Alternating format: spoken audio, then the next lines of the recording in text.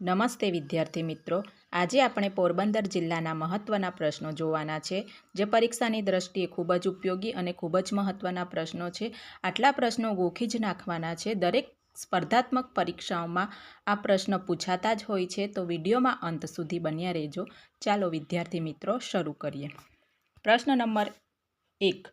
ગાંધીજીનો જન્મ ક્યાં અને ક્યારે થયો હતો? ગાંધીજીનો જન્મ પોરબંદર 2/10/1869 થયો હતો. પ્રશ્ન નંબર 2. પોરબંદરમાં આવેલ ગાંધીજીનું જન્મસ્થળ કયા નામે ઓળખાય છે? કીર્તિ મંદિર. પ્રશ્ન નંબર 3. પોરબંદરનું કયું ગામ બાયો વિલેજ તરીકે જાણીતું છે? મોછા. પ્રશ્ન નંબર 4. ગુજરાત હિમાલય સિમેન્ટની ફેક્ટરી ક્યાં આવેલી છે? તો ગુજરાત હિમાલય સિમેન્ટની ફેક્ટરી પોરબંદર જિલ્લામાં આવેલી છે. પ્રશ્ન નંબર 5. પોરબંદરને કયા નામે ઓળખવામાં આવે છે? સુદામાનગરી. પ્રશ્ન નંબર 6. ભારતનું સૌપ્રથમ સિમેન્ટનું સફળ કારખાનું કયા સ્થાપવામાં આવ્યું હતું? પોરબંદર. પ્રશ્ન number 7. Gandhi memorial residential museum ક્યાં આવેલું છે? પોરબંદર. પ્રશ્ન નંબર 8. વિસાવાડામાં કયા સંતે શ્રીકૃષ્ણનું દ્વારકા જેવું મંદિર બનાવ્યું છે? વિઝા ભગતે. પ્રશ્ન નંબર 9.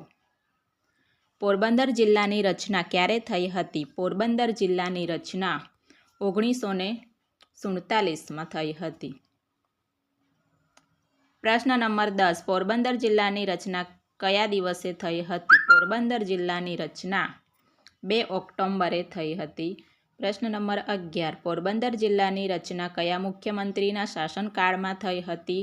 તો શંકરસિંહ વાઘેલા. પ્રશ્ન નંબર 12. ડાંગ ઉપરાંત ગુજરાતના કયા જિલ્લાને 3 તાલુકાઓ છે? પોરબંદર. પ્રશ્ન નંબર 13. રાણાવાવ તાલુકો કયા જિલ્લામાં આવેલો છે? તો પોરબંદર જિલ્લામાં. પ્રશ્ન નંબર 14. કુતિયાણા તાલુકો કયા જિલ્લામાં આવેલો છે? પોરબંદર જિલ્લામાં. પ્રશ્ન નંબર 15. કુતિયાણા કઈ નદીના કિનારે આવેલું છે? ભાદર નદીના કિનારે. પ્રશ્ન નંબર 16. સૌરાષ્ટ્રની સૌથી લાંબી નદી કઈ છે? ભાદર. પ્રશ્ન નંબર 17. સ્કંદ પુરાણમાં પોરબંદર શહેરનો ઉલ્લેખ કયા નામથી થયેલો છે? સુદામાપુરી.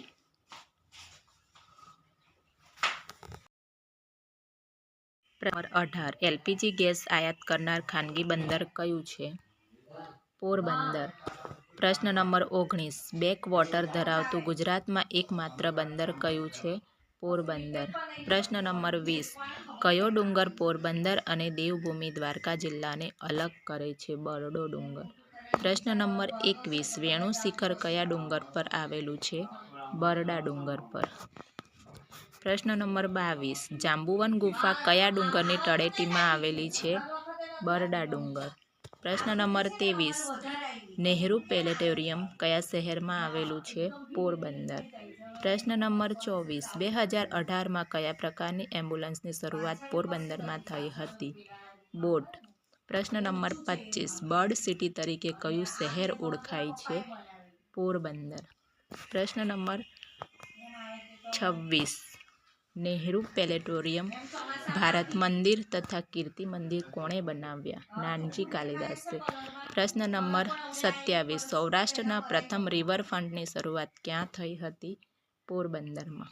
પ્રશ્ન નંબર 28. સૌરાષ્ટ્રમાં સૌપ્રથમ શિશુ સ્વાગત કેન્દ્રની શરૂઆત ક્યાં થઈ હતી? પોરબંદરમાં. પ્રશ્ન number 29. Ramakrishna mission Vivekananda memorial ક્યાં આવેલું છે? પોરબંદરમાં.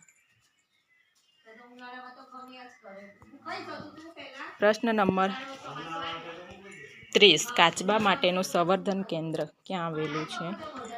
માધવપુર. પ્રશ્ન નંબર 31. ઇકો ટુરિઝમ સાઇટ તરીકે પોરબંદરનો કયો બીચ વિકસાવવામાં આવ્યો છે? માધવપુર.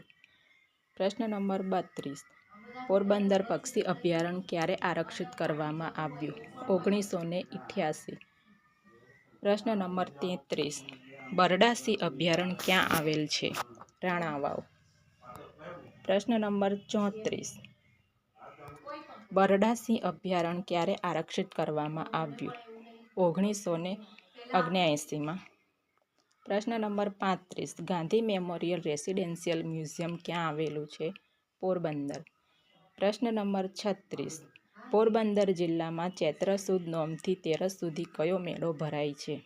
માધવરાયનો મેળો. પ્રશ્ન નંબર 37. કદમકુંડ અને કદમવાવ કયા તાલુકામાં આવેલા છે? પોરબંદર. પ્રશ્ન નંબર 38. રેવતીકુંડ કયા તાલુકામાં આવેલો છે? પોરબંદર.